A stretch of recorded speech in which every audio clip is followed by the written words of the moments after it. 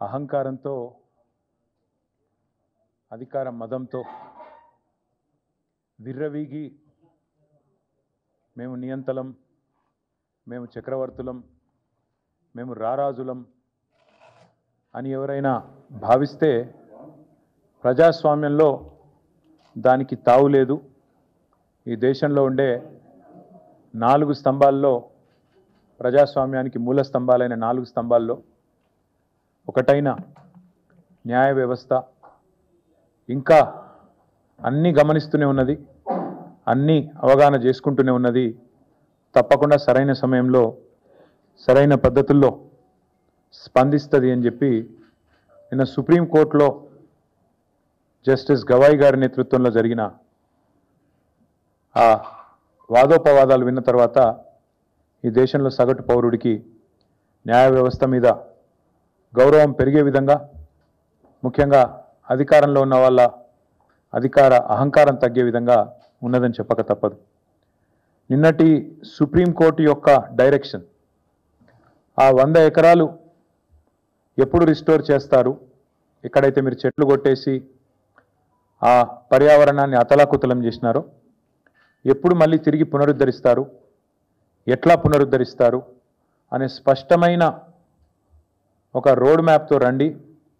లేకపోతే అక్కడనే అదే స్థలంలో ఒక తాత్కాలిక కారాగారం ఏర్పాటు చేసి, తాత్కాలిక జైలు ఏర్పాటు చేసి మీ అధికారులను జైలుకు పంపుతాం అనే మాట సుప్రీంకోర్టు నేను చెప్పింది. అంటే నిజానికి ఇంకో ముఖ్యమంత్రి అయితే కొంత ఆత్మాభిమానం, కొంత పౌరుషం, కొంత సిగ్గు ఇవన్నీ ఉన్న ముఖ్యమంత్రి అయితే ఈ పాటికి రాజీనామా చేసి పోవాలి. కానీ అక్కడ ఉన్నది రేవంత్ రెడ్డి. ఆయనకి ఇందాక నేను చెప్పిన ఇలాంటి ఏవి కూడా లేవు కాబట్టి సహజంగానే దులుపుకొని పోతూ ఉన్నారు. కానీ నిన్న సుప్రీంకోర్టు డైరెక్షన్ ఏదైతే ఉందో ఇది 100 ఎకరాలు వెంటనే పునరుద్ధరించాలనేది, ఇది విద్యార్థుల విజయం, ఇది హైదరాబాద్ సెంట్రల్ యూనివర్సిటీ యొక్క ప్రొఫెసర్ల విజయం. నిజంగా చెప్పాలంటే ఈ రాష్ట్రంలోని, ఈ దేశంలోని పర్యావరణ ప్రేమికుల విజయంగా చెప్పక తప్పదు.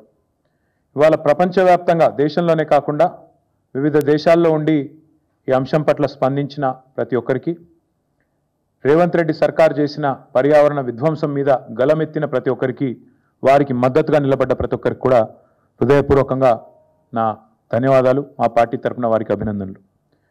అయితే ఇక్కడ కంచగచ్చిబౌలి అటవీ భూముల్లో విధ్వంసాన్ని ఆపి పర్యావరణాన్ని పునరుద్ధరించాలని చెప్పినందుకు సుప్రీంకోర్టుకు కూడా వారికి హృదయపూర్వకంగా మా ధన్యవాదాలు.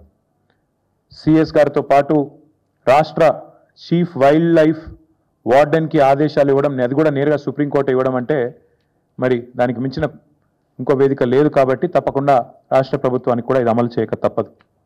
అట్లాగే క్షేత్రస్థాయిలో పర్యటించి ఆ సిఈసి సెంట్రల్ ఎంపవర్డ్ కమిటీ ఏదైతే ఉన్నదో అందరినీ కలిసి వాస్తవాలను వెలుగులోకి తెచ్చినందుకు వారికి కూడా హృదయపూర్వకంగా మా ధన్యవాదాలు. మరి ఇందులో నిన్న సెంట్రల్ ఎంపవర్డ్ కమిటీ రిపోర్టు మీరు ఎంతమంది చూశారో లేదో నాకు తెలియదు. ఎంత తీవ్రంగా ఉంది అంటే సుప్రీంకోర్టు అపాయింట్ చేసిన సాధికార కమిటీ ఇది.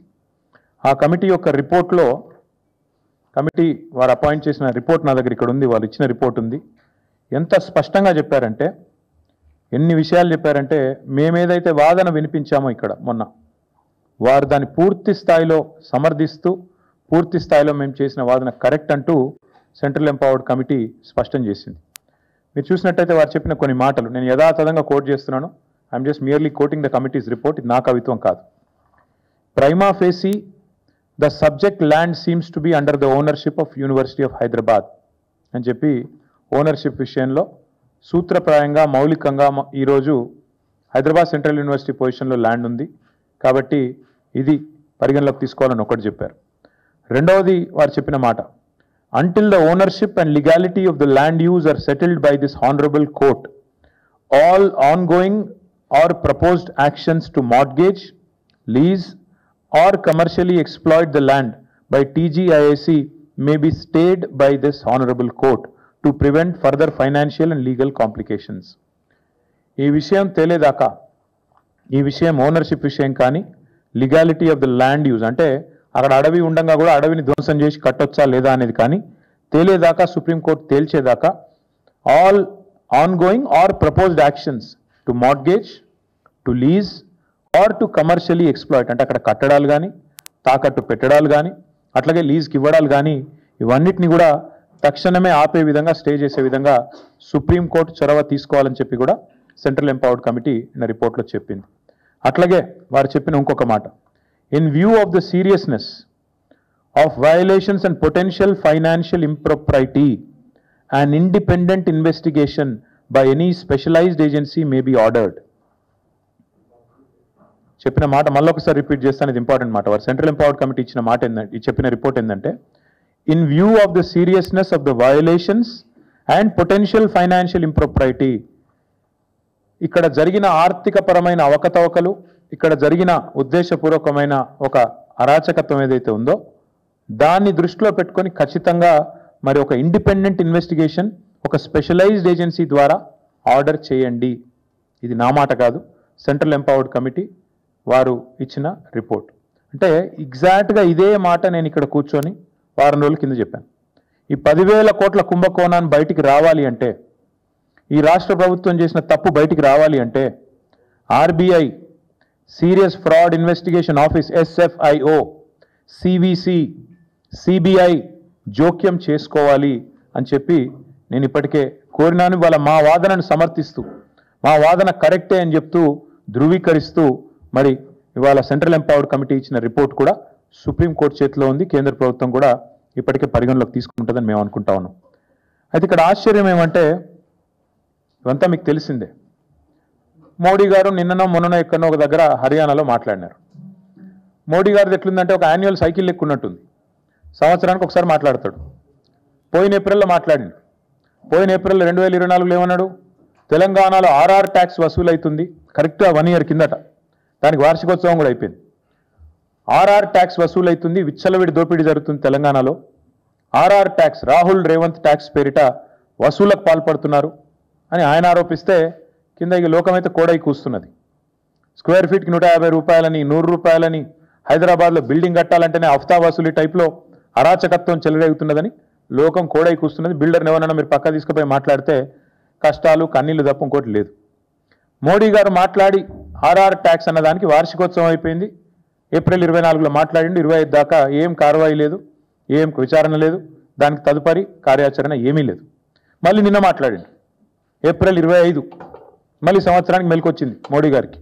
మెలకు వచ్చి మోడీ గారు నిన్న చెప్తారు ఏమని, అక్కడ మొత్తం చెట్లు కొట్టేస్తున్నారు, జంగల్ నాశనం చేస్తున్నారు, మొత్తం ఆగమాగం చేస్తున్నారు, బుల్డోజర్లను పంపినరు, అర్ధరాత్రి బుల్డోజర్లను పంపి ఆగమాగం చేస్తున్నది కాంగ్రెస్ ప్రభుత్వం తెలంగాణలో సెంట్రల్ యూనివర్సిటీ భూములలో అని చెప్పి మోడీ గారు హర్యానాలో మంచి ప్రవచనాలు చెప్పినట్టుగా నేను చూసిన. నేను నరేంద్ర మోడీ గారిని అడుగుతా ఉన్నా, this is the report of central empowered committee appointed by supreme court of India. Central empowered committee interim report స్పష్టంగా చెప్తున్నది. मोदी साहब, मैं आपको अंग्रेजी में सुनाना चाहता हूं. सेंट्रल एम्पावर्ड कमिटी जो कि सुप्रीम कोर्ट से अपॉइंट किया गया, उन्होंने साफ साफ कहा कि in view of the seriousness of the violations and potential financial impropriety, an independent investigation by any specialized agency may be ordered. This is the report, this is the recommendation of interim recommendation of the committee. Now I am demanding BJP, I am demanding Prime Minister Modi, अगर आप तय दिल से ये चाहते हो कि यहाँ के जो कांग्रेस हुकूमत ने जो गलत काम किया हैदराबाद सेंट्रल यूनिवर्सिटी में, इसका अगर सच बाहर लाना है, इसमें अगर जो दोषी है उनको अगर शिक्षा देना है, या ये आपका अगर एजेंडा है, आपका अगर इच्छा है, मैं पूछना चाहता हूं आपसे, हमारे पार्टी की तरफ से, सेंट्रल एम्पावर्ड कमिटी कहने के बाद साफ साफ कि यहां पे फाइनेंशियल इंप्रोप्राइटी है, वायोलेशंस हुए हैं, आप क्यों खामोश हो? भारत सरकार क्यों नहीं आगे आती है? भारत सरकार क्यों नहीं आगे आके कोई कार्रवाई शुरू करती है? हमने तो चिट्ठी लिख दी पूरे डिटेल्स के साथ साथ, हर किसी को हमने चिट्ठी लिखी. हमने लिखा हमारे पार्टी की तरफ से आरबीआई गवर्नर को, SFIO को, सीरियस फ्रॉड इन्वेस्टिगेशन ऑफिस को, साथ ही साथ हमने CVC को, सेंट्रल विजिलेंस कमिश्नर, CBI, हर किसी को हमने पूरा डिटेल के साथ, पूरा आधार के साथ हमने चिट्ठी लिखा. अगर वो बस नहीं है आपके लिए, अगर वो काफी नहीं है आपके लिए, तो मैं पूछना चाहता हूं क्या ये सेंट्रल एम्पावर्ड कमेटी का रिपोर्ट भी आपके लिए काफी नहीं है? अगर मोदी जी और बीजेपी लीडर कार्रवाई नहीं शुरू करते हैं और इमीडिएटली अगर इस बारे में कोई कार्रवाई नहीं शुरू करते हैं और एक्शन इमीडिएटली स्टार्ट नहीं करते हैं, हमें तो और तेलंगाना जनता को यह मानना पड़ेगा कि आप बातों वाले पार्टी है, काम तो कुछ करते नहीं हो। आपने अप्रैल 2024 में भी काफी कुछ कहा, कुछ किया तो नहीं। आरआर टैक्स आपने कहा, कुछ हुआ नहीं। 25 में भी फिर एक बार आप कह रहे हो हमारे साथ हमदर्दी जता रहे हो, क्यों नहीं आगे आते हो, क्यों नहीं जांच शुरू कराते हो? ये हम मोदी जी से पूछना चाहते हैं। మోదీ గారిని మేము అడిగేది ఒకటే, 2024-2025 ఏప్రిల్లో అప్పుడు ఒకసారి ఆర్ఆర్ ట్యాక్స్ అని ఇప్పుడు ఒకసారి హెచ్సిలో ఏదో జరిగిపోయిందని చెప్పి ఆవేదన వ్యక్తం చేయడం కాదు, లిప్ సింపతి కాదు మేము కోరుకునేది. మీరు నిజంగానే చిత్తశుద్ధిగా ఉంటే పర్యావరణం విషయంలో, ఈ పర్యావరణాన్ని కాపాడే విషయంలో వెంటనే సెంట్రల్ ఎంపవర్డ్ కమిటీ చెప్పినట్టుగా ఇండిపెండెంట్ ఇన్వెస్టిగేషన్, ఒక సుప్రీంకోర్టు జడ్జిని వేయండి, ఒక సుప్రీంకోర్టు జడ్జిని అపాయింట్ చేయండి. మీరు వెంటనే ఇన్వెస్టిగేషన్కి ఆదేశించండి. లేదా మీ చేతిలో ఉన్న సంస్థలు, ఆర్బీఐ ఉంది, ఎస్ఎఫ్ఐఓ ఉంది, సివిసి ఉంది, సిబిఐ ఉంది, investigation agency of your choice. We demand answers from central government, union government. You come forward. Congress वाले एट्ला कापाड़तारु, राहुल गांधी नोरिप्पडु. हम जब भी कोई आपत हो मैं आ जाऊंगा, राहुल गांधी చెప్పిన డైలాగ్. మీకు ఆపద ఉంటే నేను వస్తా. రోహిత్ వేముల ఘటన జరిగినప్పుడు 2 సార్లు హైదరాబాద్ సెంట్రల్ యూనివర్సిటీకి వచ్చిన రాహుల్ గాంధీ గారు చెప్పిన మాట, మీకు ఎప్పుడు ఏ సమస్య ఉన్నా నేను వస్తా అన్నాడు. ఇప్పుడు పత్తా లేడు. అందుకే నేను అంటున్నా, కాంగ్రెస్ వాళ్ళు ఎట్లాగూ నోరు మెదపరు, వాళ్ళకు ఢిల్లీకి బ్యాగులు పోతున్నాయి, మూటలు పోతున్నాయి, వాళ్ళు నోరు తెరవరు. మీరెందుకు తెరుస్తలేరు? బీజేపీకి ఏం అడ్డం వస్తున్నది? ఇంత స్పష్టంగా సెంట్రల్ ఎంపవర్డ్ కమిటీ చెప్పిన తర్వాత, వేలాది వృక్షాలు కులగొట్టినారని మీరే చెప్తున్న తర్వాత, అక్కడ జంతువులకు మరి జాగలేకుండా చేసి వాటి సావులకు కారణమవుతున్నారని చెప్పిన తర్వాత మీరెందుకు ఈ వెనక్కి పోతున్నారని అడుగుతా ఉన్నాం. ఇంకా సెంట్రల్ ఎంపవర్డ్ కమిటీ ఎంత సీరియస్ అలిగేషన్స్ చేసిందంటే, వాళ్ళు చెప్పిన రిపోర్ట్ ఇది, పారా number 49. The manner in which TGIAC cleared the land raises serious questions regarding both intent and procedure. వాళ్ళ ఉద్దేశాలు, వాళ్ళు ఏ పద్ధతిలో పోయారో రెండింటి మీద కూడా మాకు తీవ్రమైన అనుమానాలు ఉన్నాయి. ఇది సెంట్రల్ ఎంపవర్డ్ కమిటీ చెప్పిన మాట. ఇంతటితో ఆగలేదు, ఇంకా చాలా చెప్పారు. వారు state government should have ideally looked into these facts while constituting an expert committee. Forest like ఏరియానా కాదా చూసుకోవాలి కదా స్టేట్ గవర్నమెంట్ అన్నారు. అట్లాగే ఏం చెప్పారు, prevention and control of pollution act 1981, అదేవిధంగా వాటర్లో prevention and control of pollution act 1974, ఈ రెండింటికి సంబంధించి ఈఐఏ ఎన్వైరన్మెంటల్ ఇంపాక్ట్ అసెస్మెంట్ ఏదైతే జరగాలో, it appears to be a deliberate act by TGIAC to bypass environmental scrutiny. Environmental స్క్రూటినీని బైపాస్ చేస్తూ ఈ 2 చట్టాలను తుంగలో తొక్కుతూ 1981 చట్టం, 74 చట్టం, ఈ రెండింటిని తుంగలో దొక్కుతూ ఈఐఏ నోటిఫికేషన్ 2006ను కూడా తుంగలో దొక్కుతూ డెలిబరేట్గా టీజీఐసీ పనిచేసింది అంటూ అభిశంసించింది సెంట్రల్ ఎంపవర్డ్ కమిటీ. అట్లాగే ఇంకా చాలా చెప్పారు. CEC after examination of historical documents and agreements, the central empowered committee is of the opinion that the University of Hyderabad prima facie appears to be the rightful legal owner of the subject land. ఈ land ఎవరిదో కూడా వారు చెప్పారు. దాంతోపాటు ఏం చెప్పారు, ఇంకా ఘోరమైన మాట అన్నారు. Additionally public money has been put at risk as government funds are now subordinated to bond repayments tied to this disputed land. Shockingly even a notified lake within the area has been mortgaged. ప్రజల పైసలు, రాష్ట్ర సంపద మీ దుందుడుకు చర్యల వల్ల ప్రమాదంలో పడింది. ఇది నా మాట కాదు, సెంట్రల్ ఎంపవర్డ్ కమిటీ మాట. ఇంకొక మాట అన్నారు, shockingly even a notified lake within the area has been mortgaged. ఎవడన్నా ప్రపంచంలో చెరువును తాకట్టు పెడతాడండి? నాకు అర్థం కాదు.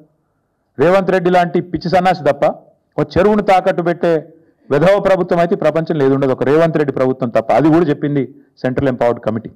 అట్లాగే వారు చెప్పిన మాట, these actions call for investigation by a specialized agency, immediate judicial intervention and corrective steps to review and corrective steps so that issue of ownership of the subject land is decided.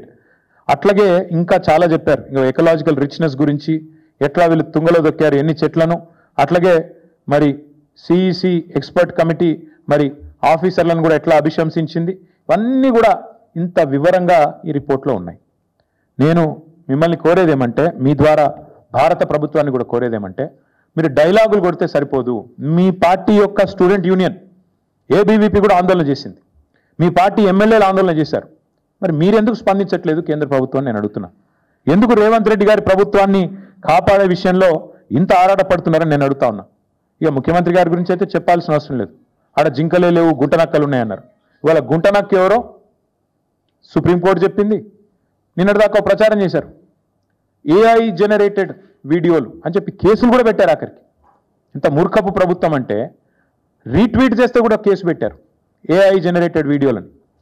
అరే నేను అడుగుతా ఉన్నా, మరి నిన్న గవాయి గారు అన్నారు అది AI generated కాదు, మన్ను కాదు, మేము చూసినాం వీడియోలు, ఆ మూగజీవుల ఆర్తనాదాలు విన్నాం. మరి గవాయి గారి మీద కూడా కేసు పెడతావా? పెడతాడేమో రేవంత్ రెడ్డి, పెట్టినా పెడతాడు. అంటే ఎంత మూర్ఖపు ప్రభుత్వం అంటే, ఇవాళ ఆడ చచ్చిపోతున్న జింకలు లేవంటాడు, గుంటనక్కలు ఉన్నాయంటాడు. ఇంకా దారుణం, అక్కడ మొత్తంగా అన్నిటికన్నా దారుణమైన విషయం, ఇవాళ చేయాల్సిందంతా ముఖ్యమంత్రి చేస్తాడు. ఈ దూకుడంతా ముఖ్యమంత్రిదే, ఆ పైసల వేట ముఖ్యమంత్రిది, మూటల వేట ముఖ్యమంత్రిది. కానీ బలి పశువులు అవుతున్నది ఎవరు? చీఫ్ సెక్రటరీ గారు, అధికారులు. అందుకే మేము అధికారులకు కూడా చెప్తున్నాము, జాగ్రత్తగా ఉండండి. ఇవాళ ఐఏఎస్ అధికారుల వంతు, ఫారెస్ట్ అధికారుల వంతు అయింది. నేను పోలీస్ అధికారులకు కూడా చెప్తా ఉన్నా, ఇష్టం వచ్చిన కేసులు పెడుతున్నారు. రేవంత్ రెడ్డి ప్రైవేట్ సైన్యంలాగా పనిచేస్తూ ఉన్నారు కొంతమంది, అందరిని అనను, కొంతమంది. ఆ కొంతమందికి నేను చెప్తున్నా, మిమ్మల్ని కూడా వదిలిపెట్టాం, మీ మీద కూడా సుప్రీంకోర్టుకు పోతాం. ఇష్టానుసారం చెలరేగిపోయి అడ్డమైన కేసులు పెడుతున్న పోలీస్ అధికారులు ఎవరైతే ఉన్నారో ఆ కొంతమందికి నేను చెప్తా ఉన్నా, అందరినీ కాదు, అందరూ ఉలిక్కిపడాల్సిన అవసరం లేదు. ఎవరైతే రేవంత్ రెడ్డి ప్రైవేట్ ముఠాలాగా పనిచేస్తున్నారో వాళ్ళకి నేను చెప్తున్నా, మీరు కూడా సుప్రీంకోర్టుకు పోయి మేము మిమ్మల్ని కూడా బయట పెడితే మీరు కూడా ఊచలు లెక్క పెట్టాల్సి వస్తుంది. మీరు కూడా సుప్రీంకోర్టుతో తలవాచి తిట్లు తినాల్సి వస్తుంది. మీకు కూడా ఇగో వీళ్ళకి పట్టిన గతే మీకు కూడా పడుతుంది. జాగ్రత్తగా ఉండండి. ఖచ్చితంగా పోతాం. ఇప్పటికే రీట్వీట్లు చేస్తే కేసులు, దానికి కూడా కేసు పెడతారండి. ప్రపంచంలో ఎక్కడ చూడలేదు ఇది. అంటే ఇంత మూర్ఖంగా మరి ఈ ప్రభుత్వం చేస్తున్న వ్యవహారాన్ని ఇవాళ సుప్రీంకోర్టు ఏదైతే ఎండగట్టిందో వారికి అభినందనలు తెలియజేస్తూ మరి మేము కూడా ఎదురు చూస్తాం. ఇవాళ 17వ తారీఖు నెలాఖరు దాకా చూస్తాం. ఎందుకంటే మోడీ గారి ప్రభుత్వం నిజంగా వారు ఏమైనా చెప్పేది నిజమా కాదా, బీజేపీకి ఏమైనా చిత్తశుద్ధి ఉన్నదా లేదా చూస్తాం. తర్వాత కూడా ఓపికగా కేంద్ర ప్రభుత్వ సంస్థల దగ్గరికి పోతాం. మా మీటింగ్ కూడా ఉంది ఏప్రిల్ 27. అది అయిపోయినాక కేంద్ర ప్రభుత్వ సంస్థల దగ్గరికి మా పార్టీ నుంచి పోతాం. పోయి వారికి ఆధారాలతో సహా మళ్ళీ ఇస్తాం, ఫిజికల్గా ఇస్తాం. అప్పుడు కూడా స్పందించకపోతే ప్రజాక్షేత్రంలో బీజేపీని కూడా తప్పకుండా ఎండగడతాం. మీకు చిత్తశుద్ధి లేదు, రేవంత్ రెడ్డి ప్రభుత్వాన్ని కాపాడుతున్నదే మీరు అని చెప్పాల్సి వస్తుంది. 1996లో ఇచ్చిన సుప్రీంకోర్టు తీర్పు నిన్న కూడా జస్టిస్ గవాయి కోట్ చేశారు. సుప్రీంకోర్టు తీర్పు చాలా స్పష్టంగా ఉంది. మేము ఇదివరకు కూడా చెప్పాం, మళ్ళీ చెప్తున్నాం. ఏదైతే ఓనర్షిప్తో నిమిత్తం లేకుండా ఫారెస్ట్ క్యారెక్టరిస్టిక్ ఉంటే అది ఫారెస్ట్ ల్యాండే అని చెప్పిన తీర్పు ఏదైతే ఉందో దాన్ని కూడా తుంగలో దొక్కింది రాష్ట్ర ప్రభుత్వం. అందుకే మేమనేది ఈ ఆర్థిక దోపిడీ, ఈ పర్యావరణం మీద జరిగిన అరాచక దాడి, వీటన్నిటి విషయంలో ఖచ్చితంగా నరేంద్ర మోడీ గారు స్పందించాలి. స్పందించకపోతే మీకు కూడా ఇందులో కొంత పాపంలో వాటా ఉన్నది అని అనుకోక తప్పదు. చివరిగా నేను మళ్ళీ ఒకసారి అడుగుతా ఉన్నా, మళ్ళీ రాష్ట్ర ప్రభుత్వాన్ని అడుగుతున్నా. మేమేమే బెబ్బెబ్బే కాదు, ఎవరినో అడ్డం పెట్టుకొని శిఖండి రాజకీయం చేయడం కాదు. చిత్తశుద్ధి ఉంటే ముఖ్యమంత్రి రేవంత్ రెడ్డి బయటికి రావాలా. ఫార్ములా ఈ కేసులో నా మీద ఏదో అడ్డమైన ఆరోపణలు చేస్తే నేను చెప్పిన, నేను విధానపరమైన నిర్ణయం మంత్రిగా తీసుకున్నానని చెప్పిన, అధికారులను బలిపశువుని చేయలే. ఐఏఎస్ అధికారులను వాళ్ళను వీళ్ళను ముంగట దోసేసి నేను వెనకకు తప్పుకోలే. ఎస్, ఏమైనా ఆ విధానపరమైన నిర్ణయం విషయంలో మీకేమైనా అభ్యంతరం ఉంటే దానికి బాధ్యత నేను తీసుకుంటా అని చెప్పి ఇప్పుడు కూడా చెప్తున్నా. రాజకీయం అంటే అట్లా చేయాలి, అంతేగాని మంచి జరిగితే నాది, చెడు జరిగితే అధికారులది అని ముందు పెట్టి వాళ్ళని బలిపశువులను చేసే కుసంస్కారం మా పార్టీకి లేదు. ఇవాళ నేను రేవంత్ రెడ్డిని అడుగుతా ఉన్నా, నువ్వు చెప్పు, బయటికి రా. ఇప్పటిదాకా నోరు విప్పలే. 400 ఎకరాల భూమిని, నీది కాని భూమిని టీజీఐఏసీ తాకట్టు పెట్టి 10,000 కోట్ల అప్పు తీసుకోవడం తప్పు కాదా? నంబర్ 1. యాజమాన్య హక్కులు లేకుండా ఆర్థిక సంస్థలను, బ్యాంకులను మోసం చేయడం నేరం కాదా? నేను అడుగుతా ఉన్నా. ఆర్థిక సంస్థలను మోసం చేసిన ముఖ్యమంత్రిని, టీజీఐఏసీ సంస్థను విచారించకపోతే మోడీ గారి తప్పు కాదా? కేంద్ర ప్రభుత్వ తప్పు కాదా? సెంట్రల్ ఎంపవర్డ్ కమిటీ రిపోర్ట్ ఇంత స్పష్టంగా ఉన్న తర్వాత కూడా కేంద్ర ప్రభుత్వం యాక్ట్ చేయకపోతే కేంద్ర ప్రభుత్వం కూడా ఇందులో కంప్లిసిట్ కాదా? ఇందులో వారికి కూడా వాటా ఉందని అనుకోవడం తప్పవుతుందా? హడావుడిగా కుట్రపూరితంగా 170 కోట్ల రూపాయలను లోన్లు తీసుకొని రావడం కోసం ఒక బ్రోకర్ సంస్థకు అప్పచెప్పడం, కమిషన్ ఇవ్వడం ప్రజాధనాన్ని దుర్వినియోగం చేయడం కాదా? మార్కెట్ రేట్ కంటే 3% ఎక్కువగా 6.6% సిఆర్ఆర్ ఉంటే 3% ఎక్కువ పెట్టి 9.5% వడ్డీకి లోన్లు తీసుకొచ్చి అనుచిత ఆర్థిక లబ్ధి మరి బ్రోకర్ సంస్థకు చేకూర్చడం, బీకన్ అనే సంస్థకు చేకూర్చడం మీద విచారణ జరగాల్సిన అవసరం లేదా? ఇందులో మోడీ గారి ప్రభుత్వానికి బాధ్యత లేదా? అన్ని రకాల నిబంధనలు తుంగలో దొక్కి పర్యావరణ హననానికి పాల్పడి భారీ అవినీతికి పాల్పడ్డ రాష్ట్ర ప్రభుత్వం, రాష్ట్ర ముఖ్యమంత్రి అధికారులను బలిపశువు చేస్తామంటే కుదరదు. ఖచ్చితంగా రాష్ట్ర ప్రభుత్వం, రాష్ట్ర ముఖ్యమంత్రి మీద వెంటనే మేము డిమాండ్ చేసిన విధంగా CBC, CBI, SFIO, RBI, SEBI investigation start చేయాలని చెప్పి మేము డిమాండ్ చేస్తా ఉన్నాం. కేంద్ర ప్రభుత్వానికి చిత్తశుద్ధి ఉంటే వచ్చే ఈ నెలాఖరు లోపల స్పందించండి. వెంటనే అవసరమైతే ఒక సుప్రీంకోర్టు సిట్టింగ్ జడ్జిని పెట్టండి, లేదా మీ ఇష్టమున్న ఏజెన్సీని ముంగట పెట్టండి, వెంటనే విచారణకు ఆదేశించండి అని చెప్పి డిమాండ్ చేస్తూ, మరి కేంద్ర ప్రభుత్వం మాటలతోనే సరిపెట్టకుండా, లిప్ సింపతితోనే సరిపెట్టకుండా నిజంగా ఈ విషయంలో సీరియస్గా ఉంటే ముందుకు రావాలని చెప్పి డిమాండ్ చేస్తూ మళ్ళొక్కసారి సుప్రీంకోర్టుకు తెలంగాణ ప్రజల పక్షాన హైదరాబాద్ సెంట్రల్ యూనివర్సిటీ విద్యార్థులు అక్కడ పోరాటం చేసిన ప్రతి ఒక్కరి తరపున, మా పార్టీ తరపున హృదయపూర్వకంగా వారికి ధన్యవాదాలు, నమస్కారం.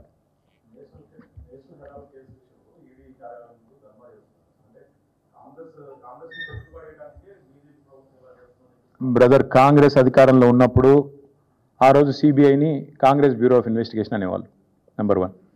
రెండవది ఈడీ అనే సంస్థను తెచ్చిందే కాంగ్రెస్. సరే, వీళ్ళు దాన్ని విచ్చలవిడిగా వాడుతున్నారు, ఇష్టం వచ్చినట్టు చేస్తున్నారు. మళ్ళీ నేను చెప్తున్నా, 2 ఢిల్లీ పార్టీలు ఒకటే. వాళ్ళ అవసరానికి అవతల వాళ్ళని వేటాడడానికి ఆనాడు సిబిఐని కాంగ్రెస్ దుర్వినియోగం చేస్తే ఈరోజు ఈడీని బీజేపీ దుర్వినియోగం చేస్తుంది. ఇందులో మాకేం అనుమానం ఏం లేదు. 2 దొందే.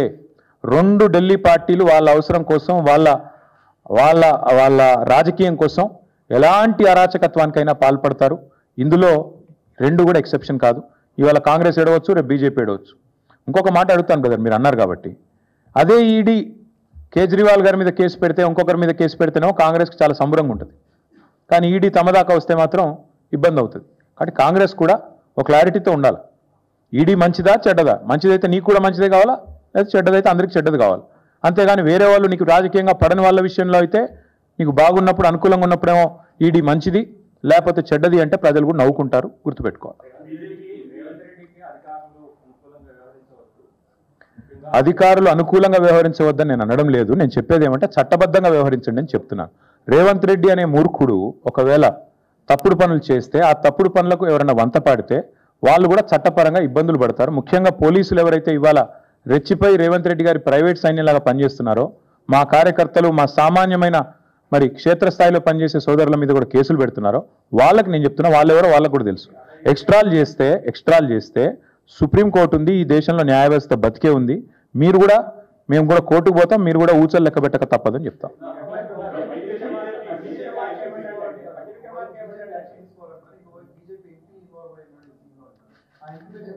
చెప్తా ఎందుకు తొందర, ఎందుకు ఇంకా మీరు అన్నిటికీ ఇంత తొందర పడితే ఎట్లా? మీరు సీక్వెల్ ఉంది మీ ముంగట. ఇప్పుడు నేను చెప్పిన మాట, మొన్న నేను చేసిన వాదన కరెక్ట్ అని ఎంపవర్డ్ కమిటీ, నాకు వాళ్ళు ఎవరో కూడా తెలియదు, సెంట్రల్ ఎంపవర్డ్ కమిటీ వాళ్ళు ధృవీకరించి మా పార్టీ వాదన కరెక్టు, మేము చేసిన వాదన అక్షర సత్యం అని వారు చెప్పారు ఈరోజు. దాని మీద తదుపరి కార్యాచరణ ఇవాళ మేం కాదుగా చేయాల్సింది, ప్రభుత్వంలో ఉన్న భారతీయ జనతా పార్టీ చేయాలి. ప్రధానమంత్రి గారి ఆవేదనాభరితమైన ప్రసంగం నేను విన్నాను. ఏమన్నారు? చెట్లు కొట్టేస్తున్నారు, అన్యాయం అయిపోయింది, బుల్డోజర్లు, కాంగ్రెస్ ప్రభుత్వం అరాచకం చేస్తుంది అన్నారు. మరి నిజంగా మీ ఆవేదన నిజమే అయితే, భారతీయ జనతా పార్టీకి పర్యావరణం మీద ప్రేమ నిజమే అయితే, తెలంగాణలో ఆర్థిక దోపిడీ ఏదైతే జరుగుతుందో దీని మీద మీకున్న అవగాహన నిజమే అయితే, సెంట్రల్ ఎంపవర్డ్ కమిటీ చెప్తున్నది వెంటనే ఇండిపెండెంట్ ఏజెన్సీ ద్వారా ఇన్వెస్టిగేట్ చేయించండి అని. చేయిస్తే అందరు దొరుకుతారు, ఆ బీజేపీ ఎంపీతో సహా అందరు దొరుకుతారు. ఇక నేను ఎందుకు పట్టి అలా దొంగను వాళ్ళే పట్టిస్తారు.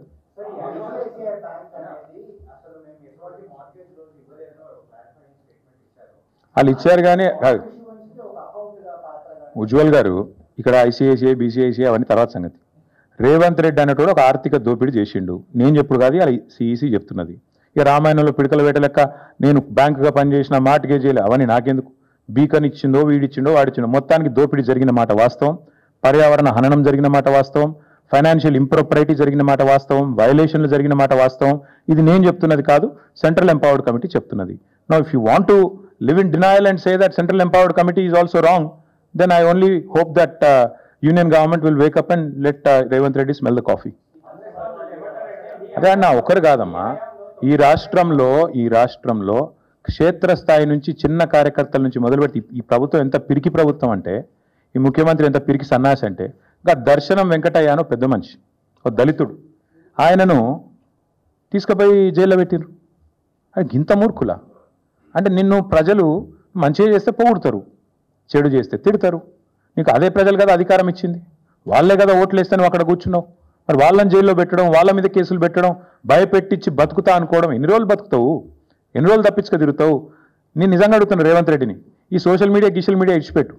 నువ్వు నిజంగా దమ్ముంటే సెక్యూరిటీ లేకుండా ఒక ఊళ్ళకి రా, ఏ ఊళ్ళకన్నా ఊరు నీ ఇష్టం, ఈ రాష్ట్రంలో ఎక్కడికంటే అక్కడికి రా. ప్రజలు ఏమనుకుంటారో కరెక్ట్గా విను, తెలుస్తుంది. ఇంకా సోషల్ మీడియాలో తిడుతున్న తక్కువ, బయట తిట్లు వింటే మీరు ఒక్కొక్కరు చెవులకి రక్తాలు గారాలి గట్లా తిడుతురు. వాస్తవం ఏంటి అంటే ప్రజల మూడ్ అట్లుంది, ఆక్రోశం అట్లుంది. నిన్న మీరు చూశారు సత్తుపల్లిలో ఒక లేడీ ఆ వరి కుప్ప మీద కూర్చొని ఏడుస్తున్నది. శ్మశానంలో ఇలా ధాన్యం ఆరబోసుకునే పరిస్థితి వచ్చింది ఈయన వచ్చిన తర్వాత. అంటే ఇంత దరిద్ర పరిస్థితి ఉంటే నువ్వేమో విదేశాల్లో జల్సాలు చేస్తుంటే ప్రజలు ఖచ్చితంగా ఆక్రోశిస్తారు, తిడతారు. దానికి ఎవడేం చేస్తాడు? ప్రజాస్వామ్యంలో, ప్రజాపాలనలో ప్రజాస్వామిక స్ఫూర్తి ఉండాలి. ప్రజలు విమర్శిస్తే తీసుకోవాలి, పొగిడితే సంతోషపడాలి. తప్పే ఉంది అందులో?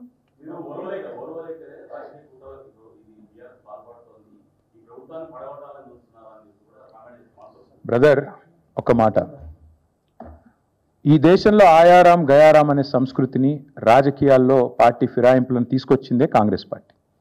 ఆయారాం గయారాం అని స్టార్ట్ చేసింది హర్యానాలో ఇందిరాగాంధీ. ఆడికెళ్ళి ఇప్పటిదాకా 2004లో మాతో పాటు కలిసి పోటీ చేశారు వీళ్ళు, ఇదే కాంగ్రెస్ వాళ్ళు. పోటీ చేస్తే 26 మంది మేము గెలిచినాం. అలా మా ఎమ్మెల్యేలు 10 మందిని గుంజుకపోయి కాంగ్రెస్ కలుపుకోలేదా? నిజం కాదా? ఇక మా లక్ష్మారెడ్డి సాబ్ ఇన్నే ఉన్నాడు, ఆయన గెలిచిండారు 2004లో.